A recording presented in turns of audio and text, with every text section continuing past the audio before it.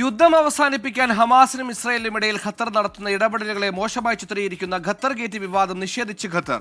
Israel മാധ്യമങ്ങൾ നടത്തുന്ന പ്രചാരണങ്ങൾ അടിസ്ഥാനരഹിതമാണെന്ന് ഖത്തർ പ്രധാനമന്ത്രി പറഞ്ഞു.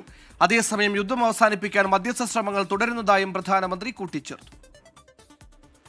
ഖത്തർ പ്രധാനമന്ത്രിയും വിദേശകാര്യമന്ത്രിയുമായ ഷെയ്ഖ് മുഹമ്മദ് ബിൻ അബ്ദുൽ റഹ്മാൻ അൽ താനി തുർക്കി വിദേശകാര്യമന്ത്രി ഹക്കാൻ ഫിദാനൊപ്പം ദോഹയിൽ നടത്തിയ സംയുക്ത വാർത്താ സമ്മേളനത്തിലാണ് ഖത്തർ ഗേറ്റ് വിവാദങ്ങളിൽ നിലപാട് വ്യക്തമാക്കിയത്. ഖത്തർ ഗേറ്റ് എന്ന പേരിൽ നടത്തുന്ന പ്രചാരണം ഇസ്രായേൽ മാധ്യമങ്ങളുടെ സൃഷ്ടി മാത്രമാണെന്നും മാധ്യമ പ്രവർത്തകരുടെ ചോദ്യങ്ങൾക്കുള്ള മറുപടിയായി അദ്ദേഹം വിശദീകരിച്ചു. 1.5 വർഷത്തിലേറെയായി തുടരുന്ന യുദ്ധം അവസാനിപ്പിക്കാൻ ഹമാസിനും ഇസ്രായേലിനും ഇടയിൽ ഖത്തർ നടത്തുന്ന നിർണായക മധ്യസ്ഥ ഇടപെടലുകളെ മോശമായി ചിത്രീകരിക്കാനുള്ള ശ്രമങ്ങളുടെ തുടർച്ചയാണ് ഖത്തർ ഗേറ്റ് എന്ന പേരിലെ ആരോപണങ്ങളെന്നും അദ്ദേഹം കുറ്റപ്പെടുത്തി. രാഷ്ട്രീയ കാരണങ്ങളാൽ ഉയർത്തുന്ന മാധ്യമ പ്രചാരണം അടിസ്ഥാനരഹിതമാണ്. ഗസയിലെ പ്രതിസന്ധി അവസാനിപ്പിക്കാൻ തുടക്കം മുതൽ സൗഹൃദ രാജ്യമായ ഈജിപ്തുമായി ചേർന്ന് ഖത്തർ പരിശ്രമിച്ചു വരികയാണ്.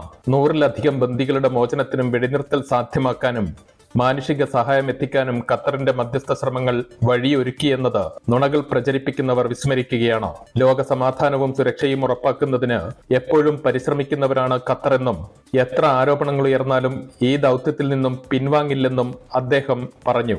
നിരവധി ഫലസ്തീൻ തടവുകാരെ മോചിപ്പിക്കുന്നതിന് പകരമായി എല്ലാ ഇസ്രായേലി ബന്ദികളെയും വിട്ടയക്കാൻ ഹമാസ് തയ്യാറാണെന്നും എന്നാൽ വ്യവസ്ഥകൾ അംഗീകരിക്കാൻ ഇസ്രായേൽ തയ്യാറാവുന്നില്ലെന്നും ഖത്തർ പ്രധാനമന്ത്രി വ്യക്തമാക്കി. ഇരു കക്ഷികളെയും വീണ്ടും വെടിനിർത്തൽ കരാറിലേക്ക് കൊണ്ടുവരാനും മേഖലയിലെ യുദ്ധം അവസാനിപ്പിച്ച് ശാശ്വത സമാധാനം സാധ്യമാക്കാനും കഴിഞ്ഞ ആഴ്ചകളിൽ ഖത്തറും ഈജിപ്തും മറ്റു വർക്കിംഗ് ഗ്രൂപ്പുകളും തമ്മിൽ ചർച്ചകൾ നടത്തിയതായും അദ്ദേഹം പറഞ്ഞു. അൻവർ പാലേരി, 24 ദോഹ.